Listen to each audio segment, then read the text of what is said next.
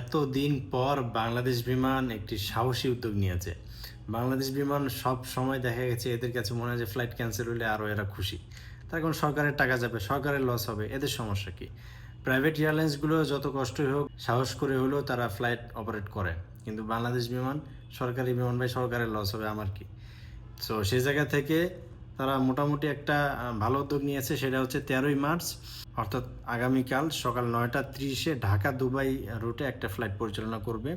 তার পাশাপাশি আপনার 6টার সময় আর ঢাকা আবুধাবি রুটে একটা ফ্লাইট পরিচালনা করবে। এই ফ্লাইটটা মূলত যাবে হচ্ছে দুবাইতে। ইতিপূর্বে যারা 28 ফেব্রুয়ারি থেকে নিয়ে 12ই মার্চ পর্যন্ত যাদের ফ্লাইট ক্যান্সেল হয়েছে, যাদের টিকিট কনফার্ম ছিল, তাদের জন্য মূলত এই ফ্লাইটটা যাচ্ছে। সো আপনারা দ্রুত আপনার ট্রাভেল এজেন্সির সাথে যোগাযোগ করে আপনার টিকিটটা রিবুক বা ইস্যু করে নেন। সো যারা এখনও পর্যন্ত রিফান্ড করেননি তারা দ্রুত আপনার ট্রাভেল এজেন্সির সাথে যোগাযোগ করে অথবা বিমান বাংলাদেশ এয়ারলাইন্সের যে রিজিওনাল অফিস আছে, সেলস যে অফিস থাকে, সেই অফিসে গিয়ে আপনারা দ্রুত আপনার টিকিটটা রিবুক করে নিন। ভালো থাকবেন, আল্লাহ হাফেজ।